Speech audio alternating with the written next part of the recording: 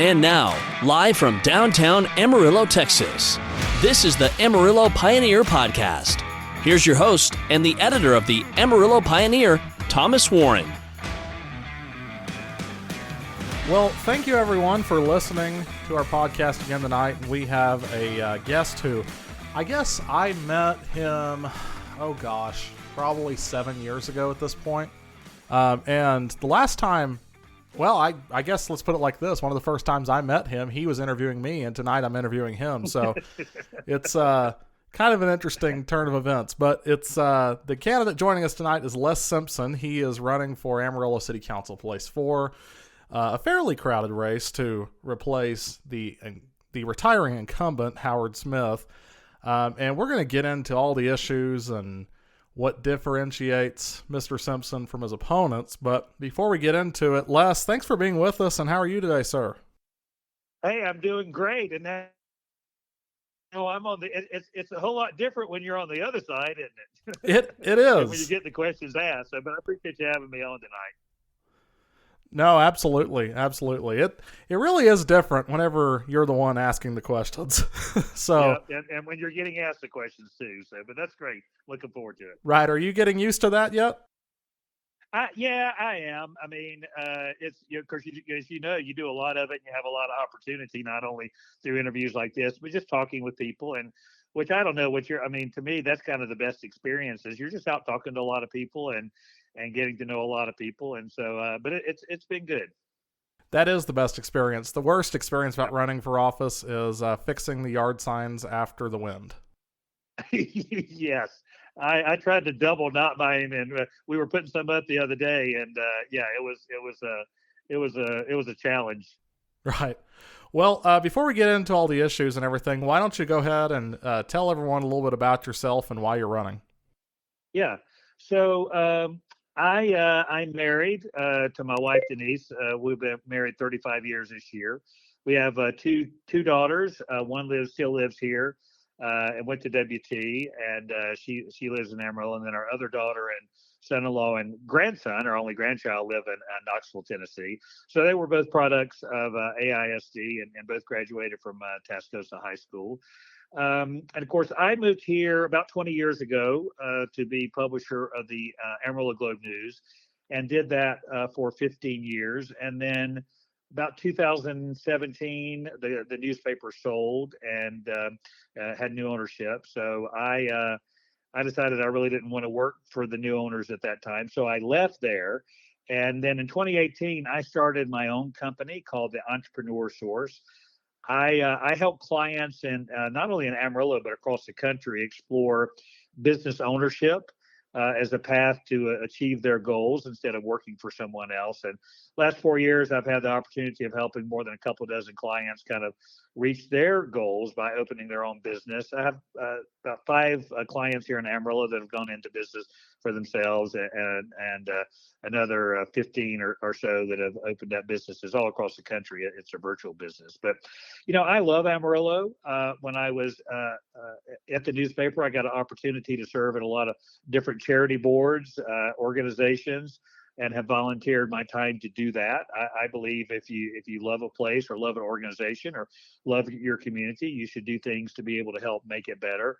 And with my experience and background in the community, I decided that I would run for Amarillo City Council and to use that expertise and skill that I gathered over the years to be able to be a service to the community by serving on the council. Well, let's talk about your experience with the Globe News and how that makes you different from the other candidates. You have opponents this year. I guess you have 3 opponents. One of whom has said they don't have any board experience at all in the past. And then you're running against someone else who actually was the chair of a city board. And I know you were on the local government corporation board for a while.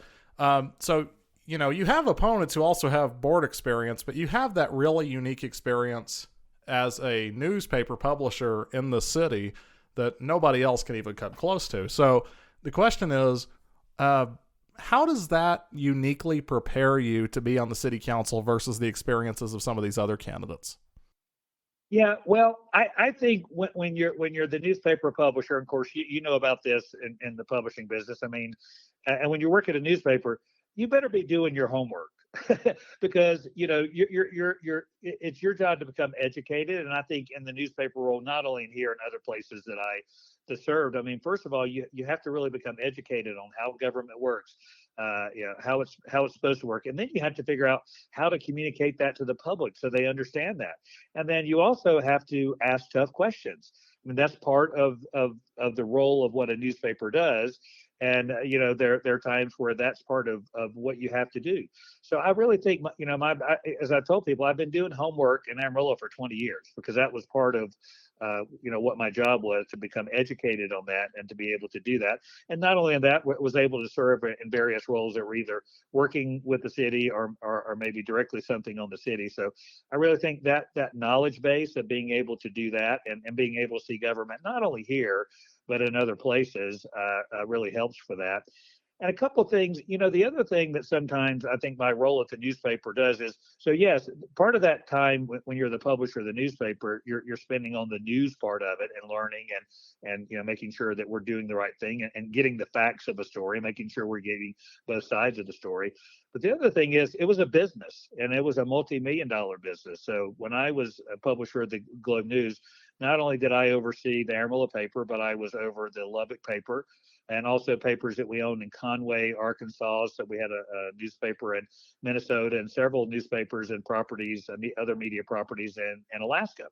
So total, that was about a $50 million revenue between all those places together. And that kind of experience really gave me a higher level experience with dealing with much larger budgets and being able to know how to decipher them, how to look at them.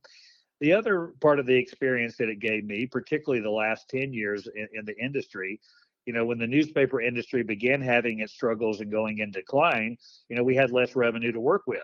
And we had to figure out how to do things more efficiently. And when you have to do those types of things, when you don't have the money to do things like you used to, you sure do learn how to do things much more efficiently. And guess what? You can do those things. And so I think that experience in dealing with the budget is something that provides me that background to be able to do that. And the third thing I think that that experience does is you have to ask the tough questions without being influenced by the loud voices. You have to be independent. You have to ask the tough questions. And sometimes people don't like it when you ask tough questions. And sometimes they don't like it when you report tough things, but they appreciate and understand the reason for it. So I think that ability to really be able to be independent and to be able to ask tough questions to get both sides of the story, I think is another thing that the experience of the newspaper allows me to apply that in serving on city council. Sure. Well, let me ask you a tough question about the loud voices, if you Sure. if you want. So I think it's probably fair to say that more so than at any point in probably the last 6 years, there's a lot of frustration with the city government. I think a lot of it stems from that Civic Center lawsuit and kind of what came out about it. And I will ask you about the Civic Center in just a moment. But on this issue, sure. There's a lot of frustration. There's a lot of people who, in some ways, are ready for a change. But, like I said, you've been on the LGC. You were the Globe News publisher. For people who are looking for a clean break, are you actually a clean break, or are you a different perspective than what we have right now? Well, I would tell you, I think that I'm totally independent from anyone. I mean, so I'm going to make decisions independently of anybody's viewpoint. Now, I'm going to reach out to talk to all people, to be able to do that. But I think what a lot of people don't understand is, there are times at the newspaper where we had to report things in the news that people of influence did not want in the newspaper. And they tried to reach out and say, well, we don't want that to be in the newspaper. Well, if it's fair and newsworthy, it needs to be in the newspaper. That's just the way it is. And sometimes that costs us advertising dollars. So for me, I've been dealing in this arena a long time. There are people on both sides of the fence, all four sides of the fence, all over, that, unfortunately, sometimes they didn't like what we put in the paper, but it was tough, but it was fair. And that's the same approach that I'm going to use on city council. Is I think you have to be able to be independent in that, and you have to be able to make independent decisions that are based on the facts, hearing both sides of the story to get that at. And that's the approach that I'm going to use on city council. So no one has said, well, we'll support you if you do this or that. No one has done that. I would not want their support if they do that, because that's not, just like you approach a news story independently. You should approach every issue that the government does the same way, and make the only allegiance that you should have to are what's best for the citizens of Amarillo. That's what should guide the decisions that you make. And those are not easy decisions to make, but at the end, that's what you have to do.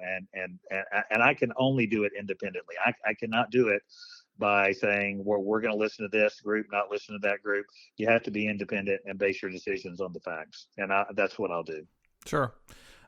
Let's talk about the Civic Center then, since I brought that up. Yes. We had the lawsuit, and I think there were some, somewhat disturbing things that came out of the lawsuit. Overall, though, it looks like, I know the city's appealing it, but right now the brakes have just been, totally pumped on the Civic Center. Does something need to happen with the Civic Center? And if you're elected, what's the vision you have for the Civic Center? Well, I think the interesting thing is, if you ask 100 people in this community if something needs to be done to the Civic Center, I think 99 will say yes. I don't think there's much debate of whether that facility is outdated or if there's something else that needs to be done to it. However, what I have found is we have a whole lot of other needs as well. And we have a limited amount of resources to be able to accomplish those needs. And I think there are certain fundamental things that a government must do for its community, and those, I think, need to take priority. For example, sanitation, trash pickup. For some reason, it seemed to come to a surprise, I guess, maybe to the council and the citizens, that all of a sudden we're only going to get trash picked up once a week. I think that's a lack of communication and transparency there. But we've got to make sure that that's something fundamental that the city has to be able to do, and we have to make sure that they have the resources to do that. Roads need to be repaired. We're doing some of that, but if you look at the roads and alleys in much of this area, there's a major need to be able to address there as well. And those are the things that we see. What we don't see underneath our ground is that 65% of our sewer lines in Amarillo are between 60 and 90 years old. They are aging. We've seen them break. Many people have had, water outages in their neighborhood because of these types of things. There are some areas of town that still have wooden sewer lines. That's hard to believe these days and times. And then you've got public safety issues as well. I mean, crime is a serious issue. You see what's going on in other cities like Austin, Atlanta, those types of things. We've got to be able to address that and take resources. With all that said, when it comes to the Civic Center, I think we're going to have to figure out how to prioritize that. I'm all for doing things for the Civic Center, and I think that would be great. But we've got to prioritize the funding that we have right now, the budget that we have. We need to make sure that we're using those things efficiently, and we need to be able to fund these fundamental things. No one else is going to come in and put your sewer line in for you. That's going to have to be the city to be able to do that. So I think the first thing that you have to do is you've got to be able to prioritize where we are. And I think some of these things sound that they would be a little bit higher on the priority list than the Civic Center. And the other thing, I think, if we were to approach the Civic Center again, because I don't know if there's a magic solution to it, but one thing I think where we fell short is there was just not enough effort to really involve the entire community in the planning part of that, to really help people better understand why we needed that, and to be able to get support for that, or to come up with different plans that we could look at being able to do that, or at least entertaining the idea that maybe we didn't need to do it all at one time. Maybe there was a more, I think, I follow the same viewpoint as Amarillo voters. I think they're very conservative with their spending, and they're conservative. They want to see things work to make sure, and I agree with that. And so I think if we ever if we're going to go back and look at the Civic Center, which I think we should at some point, we've got to do a lot of work in the community to be able to hear what the community has to say. So for me, I think focusing on these fundamentals is something that are really serious problems in our community that we really need to focus on immediately. Absolutely. Just kind of continuing on the Civic Center subject, if something ever happens with the Civic Center, do you think that we need to do a total rebuild of the Civic Center, or could renovations, maybe a new arena or something like that, be in the cards? I think that's something that you just have to look at, because I did not understand really. And I talked with people, Rod Schroeder headed up that committee, and that's a man that I immensely respect. And he's gotten several bond issues before. But I asked him, I said, I just couldn't he said, there's no way we can just do this in parts and pieces. We've got to do it, all at one time. And I said, well, I don't think voters are probably going to approve that. But I think we need to come up with options. I think there could be several options that we'd be able to look at. A lot of times you have good, better, best, and while we'd all like the best, maybe we only go with the good right now and be able to do that in pieces. And the other thing is you have to do parts of it where you say, where can we get our greatest return on investment? And I know there have been some plans come up that maybe we should focus on the larger auditorium first. Other people say we need to have the meeting space to attract conventions. So, I think it's something that we need to analyze and be able to determine what's the best economic way to be able to do that. Also making sure that we're getting a return on that investment. And when we get that return, we can reinvest it in other places. But I just think it's too big of a project to just say we're going to try to, especially with where costs are going now, to say, let's just do it all at one time. I think there could be a solution worked out to do pieces. And I think that would be something that, would be a little bit more palatable than what we tried to do before. Right. Last year, the two top stories about the Civic Center were the lawsuit and then the drag show. And, as weird as it is that the drag show thing has kind of become an issue, I don't know that it's going to, stick around through Election Day. Right. The mayor wrote that letter that earned her a lot of criticism from certain people in our community, and it became a hot topic. It made statewide news. What do you think should have been done differently on the drag show situation, and what is your take on that whole issue overall? Well, I think the thing that you have to be careful of is, I've known people in this community, some of the people that may have gone there. I'm not going to sit here and judge anyone for what they want to do. I think one thing that is really important is that you need to protect children. So I think that's part of it.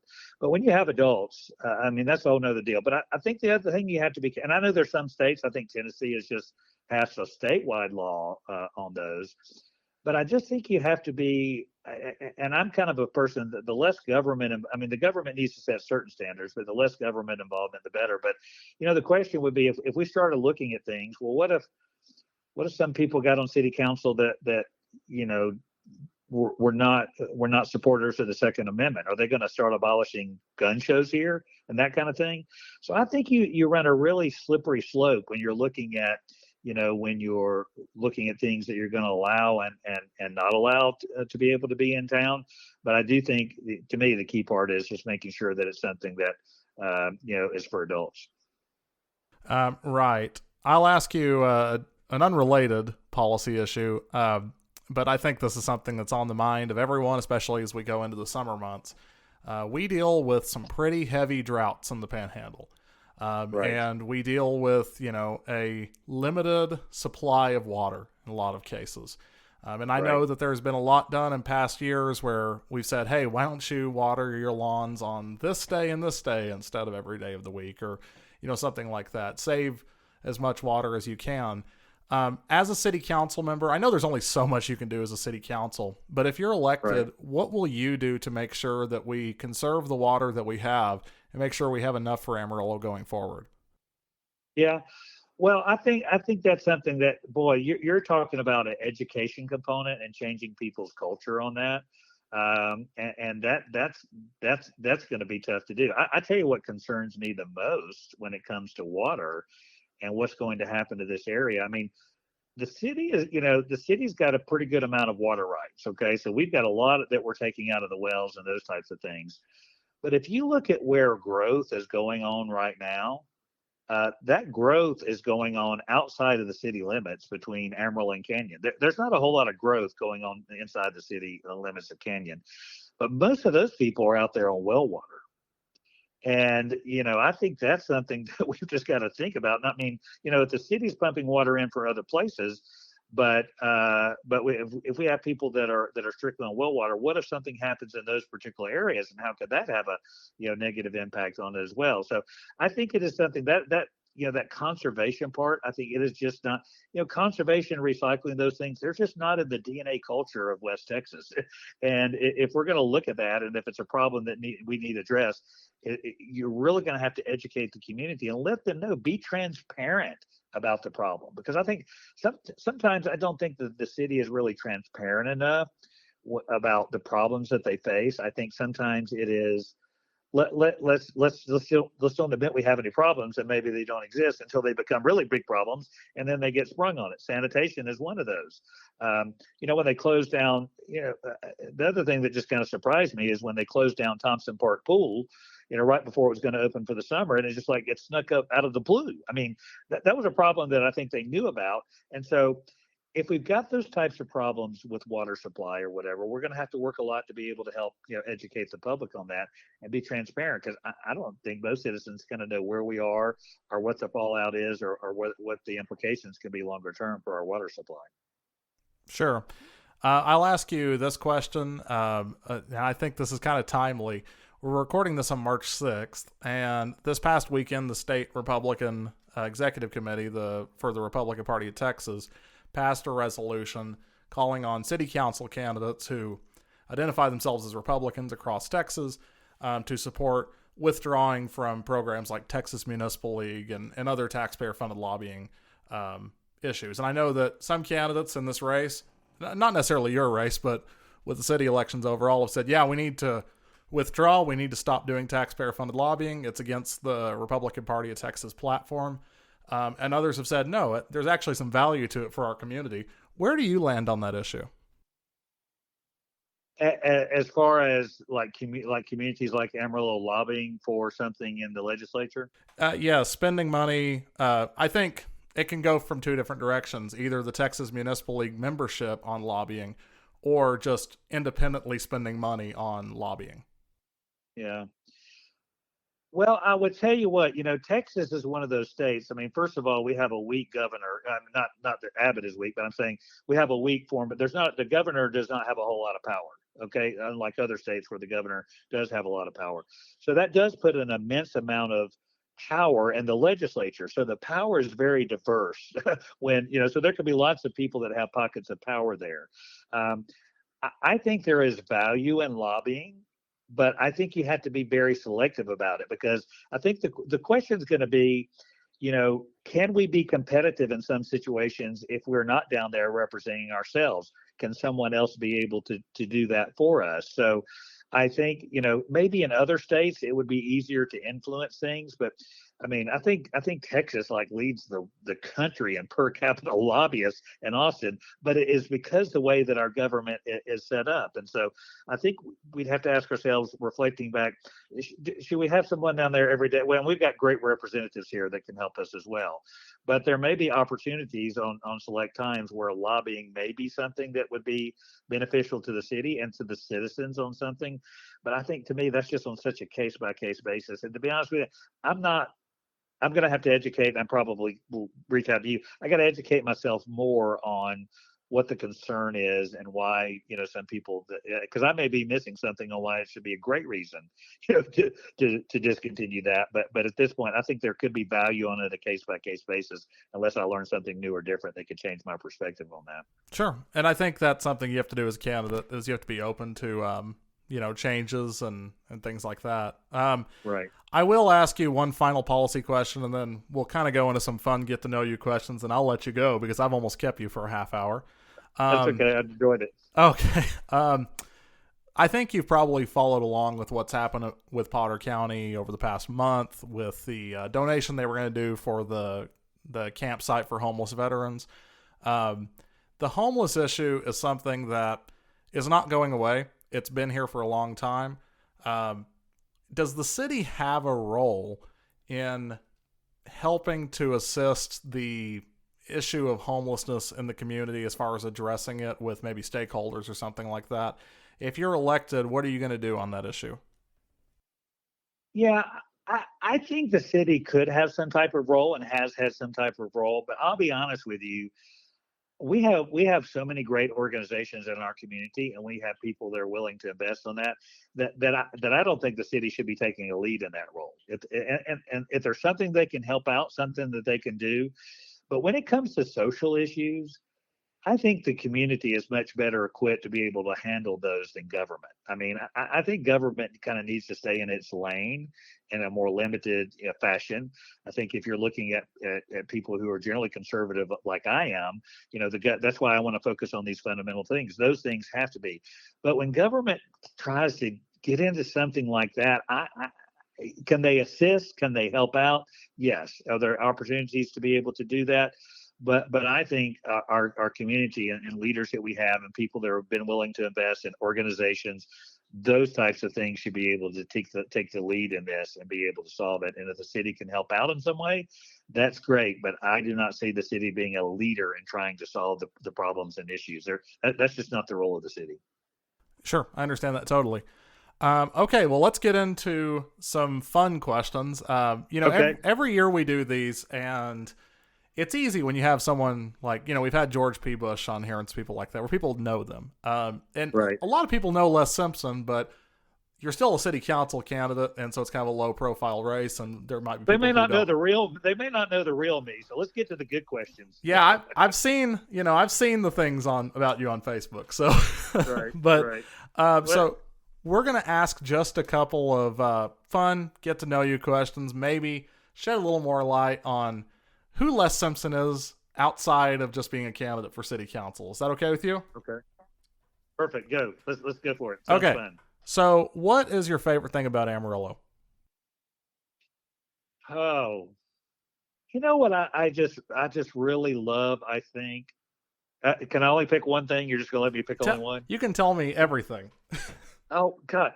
The arts community. I'm kind of an arts person myself, and so our rich arts community, the Amarillo Theater, the symphony, the ballet, the musical Texas, all those types of things. I think that's one of the things is that for a city of our size, I mean, we have great talent. And the other thing I just have always kind of found interesting is I don't know, the commitment to women's sports. We in volleyball, basketball, those types of things. We just had, and I just found that's, we were ahead of our time in women's sports when other people weren't. And I think that's just so great. We've been so competitive in all those areas. I just found that's something that's really unique. And to be honest with you, I like the way it looks. I'm originally from Georgia, but I've been here long enough where trees make me claustrophobic. I like the wide open spaces, and what we lack in maybe trees and color, we certainly make up on sunsets, and I really love it. So there's lots of things. But if you ask me one thing, I just totally love our arts community. There's so much to do, and it's top notch. Sure. I married a girl from Oklahoma, so I understand the trees thing totally. Yes, yes. So, okay. What is your go-to restaurant in Amarillo, and what are you ordering when you go there? Oh man, I think it's going to be Tyler's barbecue. I love Tyler's barbecue, and my dad passed away about a year ago, but that was what we used to go every Friday, and that was his place to go. And usually it's it's either chopped brisket plate or ribs.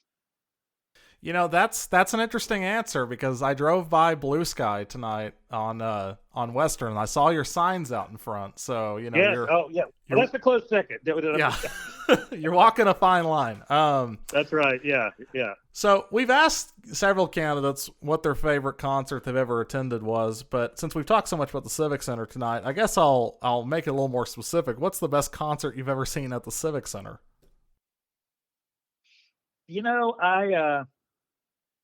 I'm a bit. I went. I've seen Casting Crowns there several times. I really like them.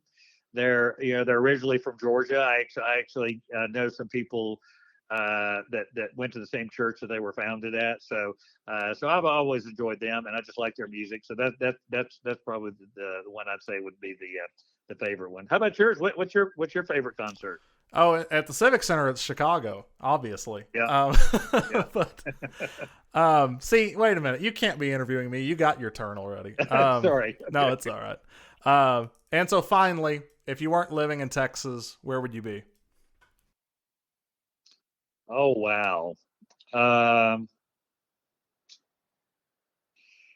Probably of course, as you get older too, but I'm probably a warmer weather guy. We go to, when we can, we kind of like the Gulf Coast of Florida, around Destin, Florida, Panama City, that area. So I think if I did not live, and I think there's some of the best beaches, in the United States. So I think I'd probably go where it's warmer. Sure. Okay, well, we've had a great conversation tonight, and I think people hopefully have gotten a really good feel about who Les Simpson is. But for anyone listening to this who they're saying, I got 4 choices for place 4 for 4, and I don't know who I'm going to vote for. It's all so confusing to me. I have several people I like, that kind of thing. Just kind of give them an elevator pitch for a minute and tell them why you're the best candidate. You are the guy they need to elect to be their city council member for place 4. Yeah, I would say I think there are 3 things that I would ask them to remember.